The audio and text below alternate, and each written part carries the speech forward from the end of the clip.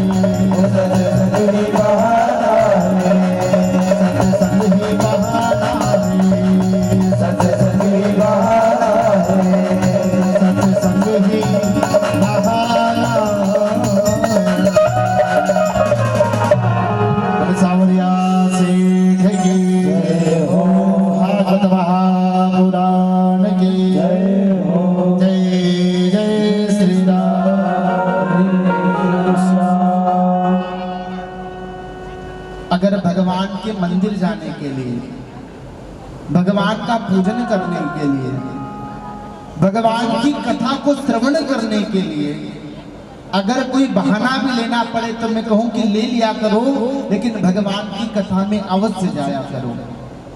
क्यों? क्योंकि न जाने 3 घंटे की कथा में से कौन सा ऐसा शब्द निकल जाए जो आपके हृदय में बैठ करके आपको भगवान की ओर मोड़ दे या भगवान से जोड़ दे, उसका क्या भरोसा। क्योंकि देखो दुनिया के लोगों से तो हम आसानी से जुड़ जाते हैं, लेकिन भगवान से जुड़ना बड़ी कठिन बात है ना। सभी लोग कहते महाराज जी हमारा मन नहीं लगता कथा में, महाराज जी क्या करें पूजन पाठ में मन नहीं लगता। तो देखो आप सोचो कि डायरेक्ट आप कथा में जाकर के बैठो और मन लग जाए तो ये तो असंभव है।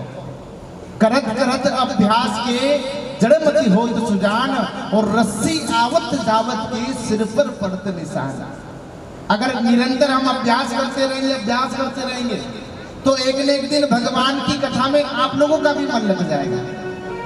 आप देखो घर में भी रोज पूजन करते हो ना, तो आप रोज आपका मन नहीं लगेगा। कई बार आपकी इच्छा होती कि आज पूजन नहीं करे तो चलेगा, 2 दिन छुट्टी कर दे तो चलेगा, लेकिन एक बार जब आप भगवान का पूजन करने लग गए और एक बार जब भगवान से आप जुड़ गए तो देखना जिस दिन आप पूजन नहीं करोगे ना उस दिन आपको अधूरा सा लगेगा कि आज जीवन कोई ना कोई तो काम वो हमसे छूटा है। और पता है वो दिन सबसे अच्छा दिन जानिए जहाँ दिन भगवान का नाम निकल जाए मुंह से। जिस दिन अपने आप भगवान का नाम निकलने लग जाए समझ ले कि बहुत अच्छा दिन है। और वो दिन सबसे बुरा दिन जानिए जहाँ दिन भगवान का दर्शन ना हो। जिस दिन भगवान का दर्शन ना हो समझ लो कि आज का दिन थोड़ा सा अच्छा नहीं गया, खराब गया साहब। इसलिए जीवन में भगवान के नाम का नशा किया करो। दुनिया का नशा करोगे तो कैसा होगा? सुबह नशा करोगे शाम को चल जाएगा, लेकिन एक बार कृष्ण नाम का नशा हो गया, एक बार राम नाम का नशा हो गया तो सारा जीवन तुम्हारा नशे में गुजर जाएगा, सारा जीवन नशे में गुजर जाएगा। इसलिए भगवान की कथा को निरंतर सुनते रहना चाहिए। अब कई लोग कहते महाराज जी हमारे समझ में नहीं आती कथा, कैसे सुने? एक दिन की समझ में नहीं आए कोई बात नहीं, दूसरे दिन आकर के बैठो। दूसरे दिन की कथा समझ में नहीं आए कोई बात नहीं, तीसरे दिन आकर के बैठो। तीसरे दिन की भी कथा समझ में नहीं आए कोई बात नहीं, चौथे दिन आकर के बैठो। और बिना समझे हुए भी अगर 4 दिन की कथा तुमने सुन ली तो मान के चलो कि 5वें दिन की कथा अपने आप तुम्हारे जीवन में उतर करके तुम्हारे जीवन का कल्याण कर देगी। ऐसी भगवान की ये सुंदर कथा है। और सूत जी महाराज पता है कथा को क्या बताते हैं? एक दर्पण बताते हैं। कथा को क्या बताते हैं? दर्पण। अच्छा, दर्पण का मतलब समझते? कांच। एक कथा एक ऐसा दर्पण है जो अपने आप तुम्हारी अच्छाइयां भी बता देगा, अपने आप तुम्हारी बुराइयां भी बता देगा, ऐसा कांच है। लेकिन देखो दुनिया के दर्पण में जाकर के तुम क्या देखते हो? केवल अपनी अच्छाइयां देखते हो ना कि मेरे अंदर कोई चीज की खराबी नहीं, और जाकर के उस खराबी को सुधार लेते हो। लेकिन जब भागवत महापुराण की कथा में आकर के बैठो मैया, तो तुम अपने अंदर की बुराइयों को देखा करो। किसको देखना चाहिए कथा में बैठ करके? अपने अंदर के अवगुणों को देखा करो कि मेरे अंदर कौन सी बुराई है, मेरे अंदर कौन सा अवगुण है, जिस अवगुण को मैं अपने आप से दूर करूं। और जब कथा में अवगुणों को ध्यान में रख करके भगवान की कथा को सुनोगे तो निश्चित रूप से भगवान की कथा तुम्हें भवसागर से पार करेगी। क्यों? क्योंकि तुम भगवान के सामने अपने अवगुणों को रख रहे हो ना। देखो दुनिया का एक भी ऐसा प्रश्न नहीं बना है जिसका उत्तर भागवत महापुराण में नहीं लिखा, एक भी ऐसा प्रश्न नहीं है। अब आकर के बैठो, शांति से श्रवण करो, उसको जीवन में धारण करो, तो तुमको सारे प्रश्नों के उत्तर केवल एकमात्र ग्रंथ भागवत महापुराण में ही मिल जाएंगे। ऐसा सुंदर ये दिव्य ग्रंथ है जिसका नाम है भागवत महापुराण। बोलो भागवत महापुराण की जय हो। आज वेदव्यास महाराज ने पुराण की रचना कर दी, लेकिन पुराण की रचना तो कर दी, लेकिन अब इसको लोगों तक पहुंचाइए बड़ी दुविधा है। भाई घर में अगर सुख है घर में अगर संपत्ति है और संपत्ति को अगर कोई भोगने वाला नहीं होगा तो संपत्ति किस काम की? भाई मान करके चले कि आपके घर में करोड़ों रुपए हैं और करोड़ों रुपए को कोई खर्च करने वाला नहीं तो करोड़ रुपए किस काम के? वो तो ऐसे ही रखे रखे राख बन जाएंगे। तो वेद व्यास जी महाराज ने इतने सुंदर पुराण की रचना तो कर दी, लेकिन उनके घर अभी तक कोई संतान नहीं है। इसको लोगों तक कौन पहुंचाए, ये बड़ी दुविधा। क्योंकि उनकी पत्नी जिनका नाम था द्युतिका, क्या नाम था? द्युतिका। उस द्युतिका के गर्भ में सुखदेव स्वामी को 16 वर्ष हो गए, लेकिन बाहर नहीं आना चाहते। आज तक आपने कभी ये सुना कि किसी माँ के गर्भ में कोई बालक 16 वर्ष रहा? ये शायद आप पहली बार सुन रहे होंगे। लेकिन वो समय की बात थी कि महाराज कुछ भी संभव होता, क्योंकि माँ भगवान का जैसे एक दिन होता है ना, वैसे माँ भगवान के लाख साल की उम्र हुआ करती थी। तब जाकर के भगवान का एक दिन बीतता था, इतना बड़ा समय था। तो उस समय कुछ भी संभव होता था। तो जो सुखदेव स्वामी थे माँ के गर्भ में 16 वर्ष रहे, लेकिन बाहर नहीं आना चाहते। क्यों नहीं आना चाहते? क्योंकि सुखदेव स्वामी सोचते हैं कि मैं दुनिया में जाऊंगा तो दुनिया की माया मुझे पकड़ लेगी, इसलिए मैं दुनिया में नहीं जाना चाहता। आप लोगों से भी कई बार ये मन में ख्याल आता होगा कि दुनिया की माया ने हमको पकड़ लिया, क्या करें, कैसे जाए? नौकरी से समय नहीं मिलता, कैसे जाए? दुकान से समय नहीं मिलता, कैसे जाए? भगवान की कथा में देखो, भगवान के लिए समय निकालना पड़ता है हमेशा। और जो भगवान के लिए समय निकालते हैं, भगवान भी उनके लिए समय अवश्य निकालते, याद रखना। जरा विचार करके देखो कि जिस परमात्मा ने हमें संसार में जन्म लेकर के भेजा, उस परमात्मा के लिए क्या हम 3 घंटे का समय नहीं निकाल सकते क्या? अरे कथा कितनी घंटे की होती? मात्र 3 घंटे की ना। अब कई लोग गर्मी के डर के कारण कथा पाठशाला में नहीं आते कि बड़ी गर्मी होगी। देखो, जो गर्मी में यहाँ तो फिर कूलर पंखे लगे हैं, लेकिन उस समय में त्रेता युग में, द्वापर युग में, सतयुग की अगर बात कही जाए तो जितनी कठिन भक्ति करना पड़ती थी, आज के समय में भक्त को उतनी कठिन भक्ति नहीं करना पड़ती, क्योंकि बहुत तपना पड़ता है, बहुत सारा तप करना पड़ता है, बहुत कुछ सहन करना पड़ता है, तब जाकर के भगवान मिलते हैं। हम तो सोचे कि कूलर की हवा में बैठ जाए, एसी पंखे में बैठ जाए और भगवान हमें मिल जाए, तो असंभव है साहब। भगवान के लिए थोड़ा सा दुखों को सहन करो, भगवान के लिए थोड़ा सा कष्टों को सहन करो, तब जाकर के भगवान मिलेंगे। भगवान इतनी आसानी से नहीं मिलते। कुछ तो सहन करो थोड़ा सा भगवान के लिए, व्रत करो, तप करो, तब जाकर के भगवान हमें मिलते हैं। तो सुखदेव स्वामी सोच रहे कि मैं दुनिया में जाऊंगा तो दुनिया की माया मुझे पकड़ लेगी, इसलिए मैं दुनिया में नहीं जाना चाहता। तो वेद व्यास जी महाराज ने लक्ष्मी जी से कहा कि हे लक्ष्मी जी, आप कृपा करो और आप कृपा करके मेरे पुत्र से जाकर के कहो कि तुम्हारी माया उनको नहीं पकड़ेगी, इसलिए वो बाहर आ जाए। लक्ष्मी जी आज गर्भ में पहुंची। लक्ष्मी जी ने गर्भ में जाकर के सुखदेव स्वामी को वचन दिया कि हे सुखदेव स्वामी, मेरी माया तुम्हें ग्रसित नहीं करेगी, तुम कृपा करके गर्भ से बाहर आ जाओ। तब जाकर के लक्ष्मी जी ने कहा कि तुम गर्भ से बाहर आओ। तब जाकर के सुखदेव स्वामी कहते ठीक है माँ, मुझे समय मिलते ही मैं गर्भ से बाहर अवश्य आ जाऊंगा। लक्ष्मी जी ऐसा वचन देकर के गई। उसी प्रकार हम भी लोग सोचते हैं कि भगवान की माया ने हमको पकड़ लिया। नहीं नहीं साहब, हमने माया को पकड़ा है। एक उदाहरण से आप थोड़ा सा समझिए। एक बार एक धोबी अपने गधे को लेकर के कपड़े धोने के लिए पहुंचा। सुनिए जरा ध्यान से। अब धोबी ने अपने गधे पर बहुत सारे कपड़े टांगे और कपड़े टांग करके नदी के किनारे जाकर के खड़ा हो गया। अब सारे कपड़े नीचे उतार दिए। मन में विचार किया क्या करे, बांधने। तो बांधने के लिए रस्सी लाना तो भूल ही गया, रस्सी नहीं लाया। जब रस्सी लाना भूल गया, उसने सोचा कि गधा तो भग जाएगा अगर नहीं बांधूंगा तो क्या किया जाएगा। अब गधे का कान पकड़ लिया, उसको घर लाने लगा।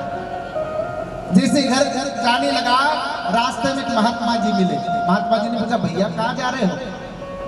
बोले मैं घर से आया, रस्सी लाना भूल गया और गधे को मुझे बांधना है, मैं घर जाकर के रस्सी लेकर के आ रहा हूँ।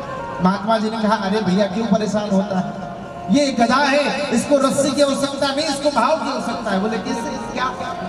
बोले उसको ले जाकर के रोज उसी जगह पर खड़ा करना जिस जगह पर रोज उसको बांधते हो। बोले ठीक। और बोले खड़ा करने के बाद क्या करना? बोले खड़ा करने के बाद इसके गले में से ऐसी रस्सी घुमाना मानो इसे लगे कि तुमने उसको बांध दिया है। बोले भगेगा तो नहीं? बोले बिल्कुल नहीं भगेगा। और जैसे भगेगा तो बोले इसके बदले में मैं 2 गधे ला करके दूंगा। बोले ठीक है। अब वो धोबी ने क्या किया, गधे को कान पकड़ा और एक वृक्ष के नीचे जाकर के खड़ा कर दिया। और जैसे रोज रस्सी लेकर के बांधता था, जोर से कछान लगाई। गधे को अब ऐसा लगा कि सोन ने मुझे बांध दिया। अब बताओ क्या गधे को बांधा था धोबी ने? नहीं, केवल गधे के मन में ऐसा वहम था कि मुझे धोबी ने बांध दिया है। उसी प्रकार हम लोगों को भी लगता है कि हमें माया ने पकड़ लिया है, मोह माया ने हमें पकड़ लिया है। लेकिन सत्यता यह है कि मोह माया ने हमको नहीं पकड़ा, हमने मोह माया को पकड़ लिया है। तो सुखदेव स्वामी आज तुरंत गर्भ से बाहर आने के लिए तैयार हो गए। तो बोले एक समय की बात है, भगवान शंकर और देवी पार्वती कैलाश पर्वत पर बैठे थे। सुनिए भैया जरा ध्यान से कथा को, सुखदेव स्वामी के जन्म की कथा को हम लोग श्रवण कर रहे हैं। भगवान शंकर देवी पार्वती कैलाश पर्वत पर बड़े आनंद के साथ विचरण कर रहे थे।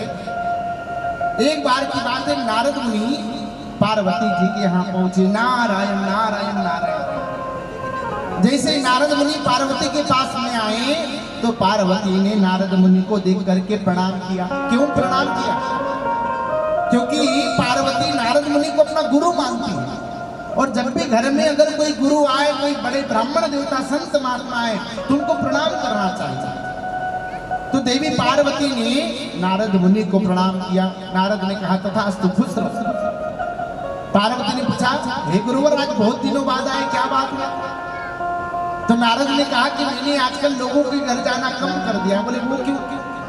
बोले लोग कहते कि जहाँ पर नारद आते हैं वहां पर झगड़ा लग जाता है, इसलिए मैं आजकल लोगों में कम जाता हूँ।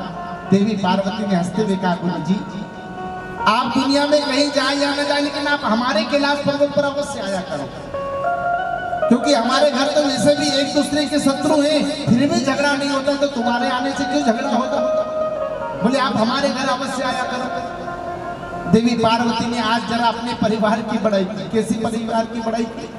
बोले देखो गुरुजी, हमारा जो वाहन है शेर है और हमारे पति का वाहन क्या है? नंदी। भोलेनाथ किस पर बैठते हैं? नंदी पर।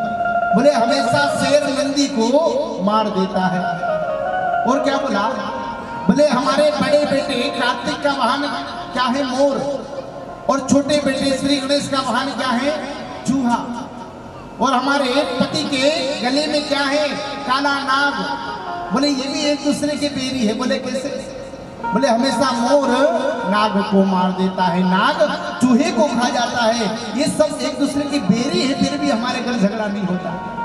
इसलिए आप कहीं जाए या न जाए, आप हमारे घर अवश्य आया करो कैलाश पर्वत पर। देवी पार्वती ने ज्यादा बड़ाई करी, नारद मुनि से सुना नहीं गया। नारद मुनि का देवी वो बात तो ठीक है, क्या तुमको पता है कि तुम्हारे महादेव भी तुमसे बहुत सारी बातें छुपाते? बोले कौन सी बात छुपाई? मुझे तो आज तक पता ही नहीं कौन सी बात छुपाई। तो नारद ने कहा, देवी पार्वती क्या तुमको पता है कि महादेव के गले में जो नरमुंडों की माला है ये किसकी मुंडिया है? अरे कोई सोने की माला पहनता है, कोई चांदी की, कोई हीरे की माला पहनता है, कोई फूलों की माला पहनता है, लेकिन तुम्हारे स्वामी अकेले ऐसे देवता है जो नरमुंडों की माला पहनते। क्यों पहनते का तुमको पता है? देवी पार्वती ने कहा, गुरुजी ये तो बात सत्य है, ये तो मुझे अभी तक भी नहीं पता कि नरमुंडों की माला किसकी है। नारद मुनि समझ गए कि देवी पार्वती के मन में बात उड़ गई है, प्रश्न उड़ गया है।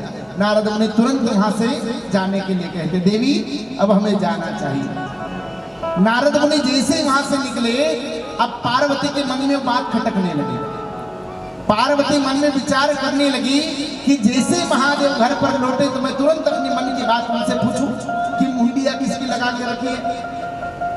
शाम होते ही महादेव घर पर आए। महादेव जैसे ही घर पर आए, देवी पार्वती ने उचित समय जान करके पार्वती ने महादेव से बात पूछ ली। देखो भैया, इस बात से एक बात और निकल के आती। कौन सी? बोले जब भी आपको आपके पति से या आपके पिता से कोई बात पूछनी है तो उसके लिए उचित समय होना चाहिए। हम क्या करते हैं, जैसे ही बेचारा कोई पुरुष घर में आया तुरंत उससे कोई प्रश्न पूछने लग जाते हैं। आपका पति नौकरी से आया तुरंत उससे कुछ न कुछ पूछने लग जाते हैं। ऐसा नहीं करना चाहिए। क्या करो, थोड़ा सा घर में आए तो आप उसको जलपान कराओ, हो सके तो भोजन कराओ। और सही समय है जब आप आपके पति के साथ शयन करने जाओ, सोते समय। जब कोई प्रश्न अगर है भी तो सोते समय आप आपके पति से कोई बात पूछोगे तो हो सकता है कि पति उस बात का सही उत्तर दे दे, सही जवाब दे दे। और बिना समय जाने अगर कोई भी बात पूछ लोगे तो उसका गलत ही जवाब मिलेगा। तो देवी पार्वती इंतजार करें कि महादेव जैसे घर पर आए तो मैं अपने मन की बात पूछूं। जैसे महादेव घर पर आए, पार्वती जाकर के पूछने लगी, महादेव बुरा ना मानो तो एक बात पूछो। बोले हाँ पूछो। बोले मैंने सारे देवता देखे स्वर्ग में, लेकिन आप जैसा देवता नहीं देखा। बोले क्या हुआ? बोले कोई सोने की माला पहनता है, कोई चांदी की, कोई फूलों की माला पहनता है, लेकिन आप महादेव नरमुंडों की माला किस लिए पहने हैं? ये किसकी मुंडियां लटका के रखी अपने गले में, लेक मुझे ये तो बता दो। भोलेनाथ कहते इतनी सी बात, देवी ये किसी और की मुंडी नहीं, ये आपकी ही मुंडियां हैं, क्योंकि ये आपका जन्म होता है, फिर आपकी मृत्यु होती है, फिर आपका जन्म होता है। मृत्यु के उपरांत मैं आपकी मुंडी ला करके अपनी माला में पिरो लेता हूँ, क्योंकि मैंने आपको वचन दिया है कि जब भी आपका कोई नया जन्म होगा तो मैं ही आपको पति रूप में मिलूंगा, इसलिए मैं तुम्हारी मुंडी ला करके अपनी माला में पिरो लेता हूँ। देवी पार्वती प्रसन्न हो गई ये बात सुनकर के। अरे महादेव ये तो बड़ी सुंदर बात है कि मेरी मुंडियों की माला तुमने गले में धारण करके रखी है। मैं कितनी सौभाग्यशाली हूँ कि मेरे मरने के बाद भी तुम अपने आप से मुझे दूर नहीं करते। बोले देवी ऐसा मैंने आपको वचन वरदान दिया है। देवी पार्वती का महादेव, लेकिन आज इतनी सुंदर बातें सुन करके मेरे मन में कोई कथा सुनने की इच्छा जागृत हो रही है, तो क्यों ना आपको इसी कथा को श्रवण कराऊं जिसको सुन करके मेरे मन को शांति मिले, या मैं भी अमर हो जाऊं। मुझे ऐसी कोई कथा को श्रवण कराइए। तो महादेव ने आज देवी पार्वती को अमर कथा सुनाने का निर्णय लिया। देखो भैया अमर कथा किसको कहते हैं? आप लोगों ने आज तक अमर कथा का नाम तो बहुत सुना होगा, लेकिन अमर कथा को नहीं सुना होगा कि अमर कथा क्या है, किसने सुनाई, किसको सुनाई। ये अमर कथा नाम का पुराण कहां पर मिलता है, कैसे मिलता है, क्या है ये अमर कथा? उस बात को थोड़ा सा ध्यान से श्रवण करिए। श्री सूत जी महाराज 88,000 ऋषियों को कथा श्रवण करा रहे हैं, और उसी कथा में आज महादेव देवी पार्वती को अमर कथा सुनाने की बात कर रहे हैं। महादेव ने देवी पार्वती को साथ में लिया, और साथ में ले जाकर के घनघोर कैलाश पर्वत पर जाकर के बैठा लिया। देवी पार्वती ने सुंदर नीचे आसन लगाया और महादेव सुंदर अमर कथा सुनाने लगे। जैसे अमर कथा सुनाने लगे तो देवी पार्वती से कहा कि हे पार्वती तुम बीच बीच में ओम शब्द के उच्चारण करते रहना, वो इसलिए ताकि मुझे लगे कि हाँ तुम कथा सुन रहे हो। देखो यहाँ पर आधे लोग तो बैठ करके केवल इसको उसको ताक रहे, यानी देख रहे, कहने का मतलब भगवान की जब कथा हो तो कथा को श्रोता बन करके सुना करो। जैसे महादेव कह रहे देवी पार्वती से, क्या कह रहे हैं कि पार्वती जब भी हम तुमको कथा सुनाना आरंभ करें तो तुम बीच में ओम शब्द का उच्चारण करना, यानी ओंकारे देते रहना। अब यहाँ तो क्या बैठे हैं चुपचाप से सुन रहे हैं, इसको देख रहे उसको देख रहे। कथा ऐसे नहीं सुनी जाती, कथा जिज्ञासु होकर के सुनी जाती है। जिज्ञासु मतलब समझते हैं? फिर और क्या हुआ, फिर इसके बाद क्या हुआ, इसे मन में आपके प्रश्न उठना चाहिए कि ऐसा क्यों हुआ, ऐसा क्यों नहीं हुआ, ऐसा किस लिए हुआ, उसको कहते हैं जिज्ञासु। जैसे कथा खत्म हो जाए उसके बाद भी आपके मन में इच्छा होनी चाहिए कि थोड़ी देर और कथा चलती तो शायद अच्छा होता, उसको कहते हैं जिज्ञासु। अच्छा सच्चे श्रोता किसको कहते हैं? हनुमान जी महाराज सच्चे श्रोता है। कैसे सच्चे श्रोता? प्रभु चरित्र सुनी को रसिया, राम लखन सी तामन बसिया। देखो जब भी कहीं राम कथा होती ना तो हनुमान जी महाराज बिन बुलाए चले आते हैं और प्रभु चरित्र सुने वे को रसिया, रसिक बन करके शांति से बैठ करके भगवान की मूर्त को, प्रभु चरित्र सुनी वे को रसिया, राम लखन सी तामन बसिया। भगवान श्री राम लखन जानकी सहित मन में बिठा करके कथा को श्रवण करते हैं तो कथा सुनने में आनंद आता है। इसलिए ध्यान से कथा को आप भी श्रवण करिए। तो महादेव ने कहा, देवी पार्वती सुंदर मैं अमर कथा सुना रहा हूं, तुम भी शांति से बैठ करके अमर कथा को सुनना। महादेव जब अमर कथा सुनाने लगे, देवी शांति से बैठ करके कथा सुनने लगी। 1 दिन की कथा पूरी हुई, 2 दिन की कथा पूरी हुई, 3 दिन की कथा पूरी हुई, और जैसे ही चतुर्थ से 5वें दिन की कथा हुई, बोले 10वें स्कंद की कथा हुई, तो देवी पार्वती को थोड़ी सी नींद आने लगी। जैसे पार्वती को नींद आई, उसी वृक्ष पर कोई सुख रूपी तोते का बच्चा अंडे के अंदर से कथा को सुन रहा था, और जैसे कथा सुनने लगा और तोते के बच्चे ने देखा कि देवी पार्वती को तो नींद लग रही है, और देवी पार्वती अगर कहीं सो गई तो मैं भी कथा सुनने से वंचित रह जाऊंगा। इसलिए क्या किया जाए, क्यों ना मैं बीच में ओम शब्द का उच्चारण करना आरंभ कर दूं। जैसे पार्वती को नींद लगी, तोते का बच्चा बीच बीच में ओम ओम ओम ओम बोल करके कथा सुनने लगा। जैसे ही 7 दिनों की पूरी कथा हुई, 7वें दिन की कथा के बाद महादेव ने जोर से जयकारा लगाया, बोल भागवत महापुराण की जय हो। जैसे जोर से जयकारा लगाया, पार्वती की नींद खुल गई। हाँ बोले फिर क्या होगा, भोलेनाथ ने कहा फिर क्या हुआ, पूरी कथा तो सुना दी, और क्या बचा। बोले नहीं नहीं, अभी तो 2 दिन की और शेष कथा बाकी है। बोले नहीं, हमने पूरी 7 दिन की कथा सुना दी। पार्वती का हाथ जोड़ लिया, अब तो महादेव मैं सबसे कहती हूँ, मैंने केवल 5 ही दिन की कथा को सुना, 2 दिन की कथा तो अभी भी शेष बाकी है। महादेव ने कहा, देवी मुझे ध्यान है कि जब तक मैंने कथा सुनाई, जब तक तुमने बीच में ओम शब्द का उच्चारण किया था। भोलेनाथ ने सोचा कि जब तुमने कथा को नहीं सुना तो फिर चोरी से कथा को किसने सुन लिया, किसने अकेली कथा को चुरा लिया।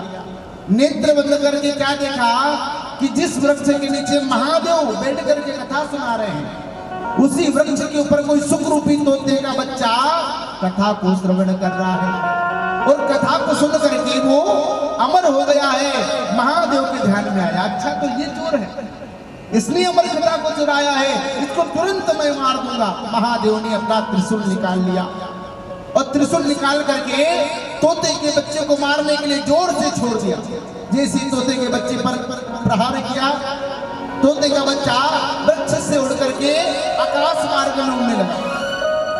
आगे आगे तोते का बच्चा, पीछे पीछे भगवान महादेव का त्रिशूल तेज गति से दौड़ते जा रहा है। तोते का बच्चा घबराया त्रिशूल देख करके, त्राहि माम शरणागति महादेव, मेरे प्राणों की आप ही रक्षा करें। तो कहा जाता है एक जगह वेद व्यास जी महाराज का आश्रम था, जहां पर वेद व्यास जी महाराज की पत्नी बीटिका को भांसी आ रही थी, आम हुआ। जैसे ही आम हुआ, तोते के बच्चों को लगा कि जरूर कोई ना कोई छोटी सी गुफा नजर आ रही है, क्यों ना मैं गुफा में जाकर के छुप जाऊं। तोते के बच्चे ने उसी समय वेद व्यास जी महाराज की पत्नी बीटिका के गर्भ में प्रवेश कर लिया।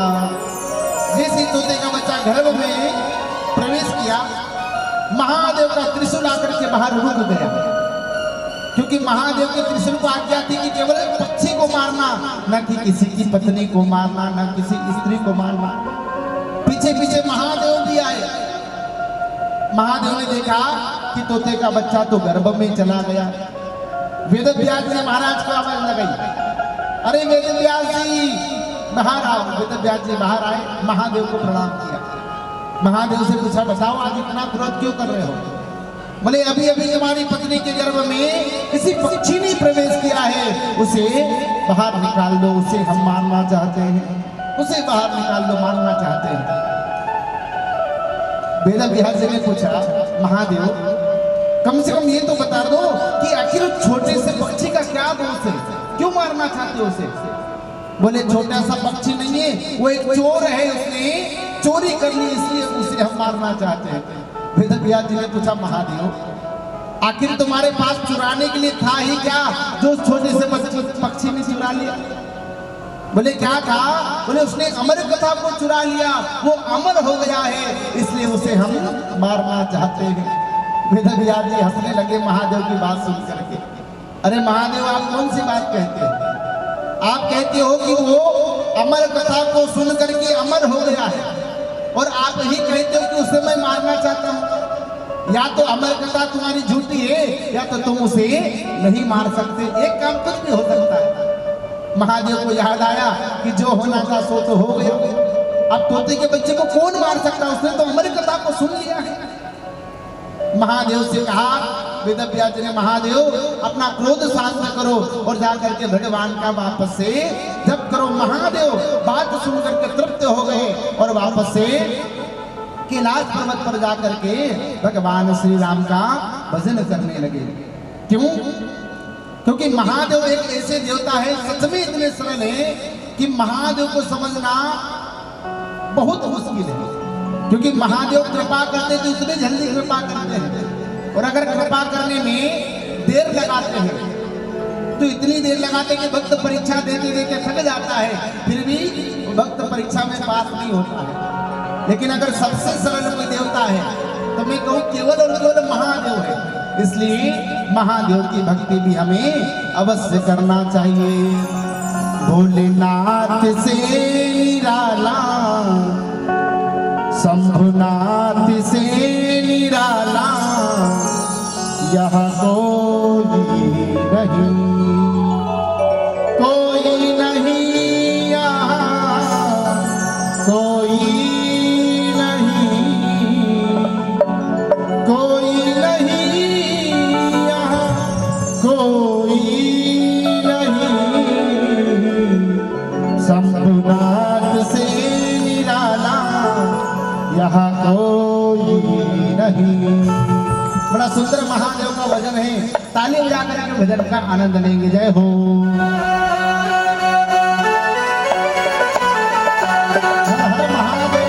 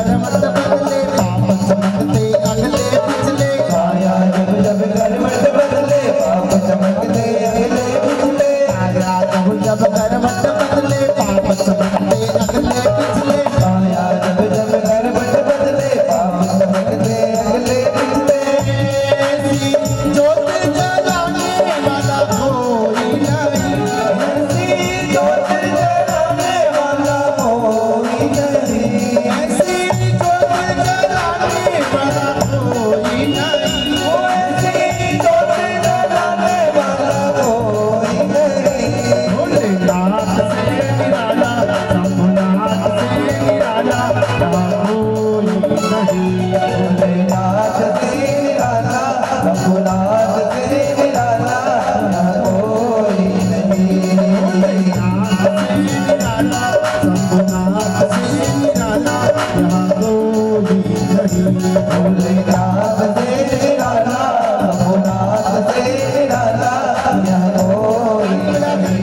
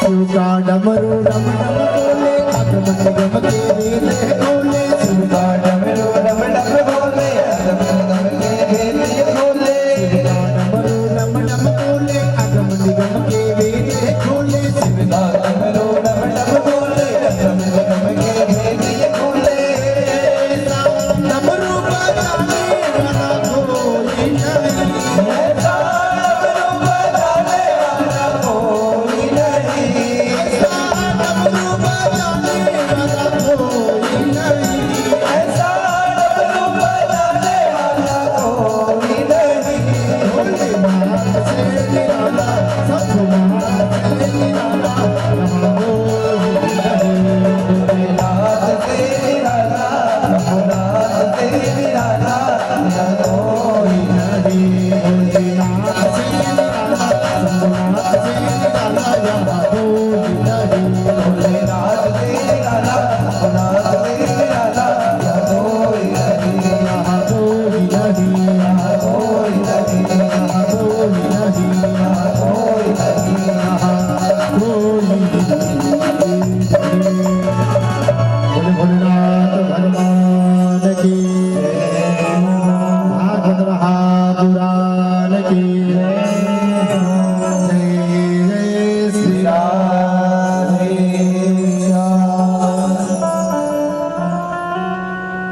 एक बात हमेशा याद रखनी चाहिए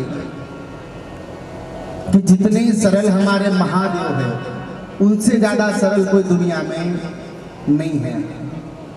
लेकिन अगर जीवन में कोई जपने योग्य अगर नाम है, मैया एक चीज और ध्यान से सुने कि जीवन में अगर कोई जपने योग्य अगर कोई नाम है तो वो दो ही नाम है। कौन से?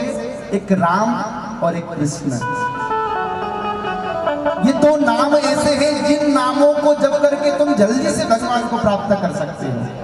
देखो, ऐसे महादेव का नाम भी जपोगे तो आपको भगवान मिलेंगे, माता जी का नाम भी जपोगे तो आपको भगवान मिलेंगे, महाकाली का नाम भी जपोगे तो माता जी मिलेगी। कोई बात नहीं, सारे रास्ते वहीं जाते हैं एक ही जगह पर। लेकिन ये है कि कोई सा रास्ता लंबा है, कोई सा रास्ता छोटा है, कोई सा रास्ता थोड़ा सा कठिन है, कोई सा सरल है। लेकिन सबसे सरल अगर कोई मार्ग है तो भक्ति मार्ग, और मंजिल अगर कोई है तो राम और कृष्ण रूपी मंजिल। बस अगर भक्ति का मार्ग आपने चुना है तो कहीं ना कहीं सही मार्ग पर आप चल रहे हो। अभी भी ध्यान से सुनिए, ज्ञान मार्ग पे चलोगे तो बहुत समय लगेगा भैया, ज्ञान से कभी भगवान को प्राप्त नहीं कर सकते। एक केवल भक्ति मार्ग ऐसा बताया है जिसमें परमात्मा की जल्दी से प्राप्ति हो जाया करती है। अब कई लोग फिर भी क्या ज्ञान मार्ग पर चल करके भगवान को प्राप्त करते हैं, एक दो श्लोक एक दो मंत्र सीख जाते हैं तो अपने आप को बड़े ज्ञानी समझते हैं। आप लोगों से निवेदन करें बार बार कि कभी ज्ञान मार्ग पे चल करके भगवान को प्राप्त मत करना, भक्त मार्ग पर चलना, भक्ति के मार्ग पर चलना तो भगवान जल्दी से मिलेंगे। अच्छा, भक्त बड़ा कि ज्ञान बड़ा? अच्छा, दोनों में मैं थोड़ा सा एक अंतर बता रहा हूं कि भक्त किसे कहते हैं और ज्ञान किसे कहते हैं। आपकी नजरों में भक्त कौन है और ज्ञान कौन है ये आप समझिएगा। थोड़ा सा उदाहरण से मैं बता रहा हूं। ज्ञान वो जिसमें भक्त भगवान को पकड़े, और भक्त वो जिसमें भगवान अपने भक्त को पकड़े। अच्छा बताओ, अब दोनों में ज्यादा सुरक्षित कौन है? और उदाहरण से समझाओ, थोड़ा सा डीप में जाकर के तो अच्छे से समझ में आएगा। आपकी नजरों में भक्त यानी बिल्ली का बच्चा और ज्ञान माने बंदर का बच्चा। बंदर हमेशा अपने बच्चे को नहीं पकड़ के रखता, बच्चा अपनी माँ को पकड़ के रखता है। आपने देखा होगा ना, बंदर तो कुत्ते रहता है, बच्चा पकड़ के रखता है अपनी माँ को। और बिल्ली के बच्चे को आपने देखा, जब भी बिल्ली अपने बच्चे को लेकर के जाती है तो मुंह में उठा करके एक घर से दूसरे घर यानी 7 घर पूरे करती है। अच्छा, वो भी बच्चा है, ये भी बच्चा है, लेकिन दोनों बच्चों में ज्यादा सुरक्षित कौन है? बिल्ली का बच्चा ज्यादा सुरक्षित है कि बंदर का बच्चा? अरे ज्यादा सुरक्षित कौन है? बिल्ली का बच्चा सुरक्षित है ना। क्यों? क्योंकि बिल्ली का बच्चा इसलिए सुरक्षित है क्योंकि उसको उसकी माँ ने पकड़ के रखा है, और जिसको एक बार माँ ने पकड़ के रखा है माँ कभी छोड़ेगी नहीं। लेकिन जिसको बच्चा पकड़ के रखता, बच्चा तो कभी भी छोड़ दे, बच्चे का कभी भी हाथ फिसल जाए, बच्चा कभी भी अपना मार्ग बदल सकता है।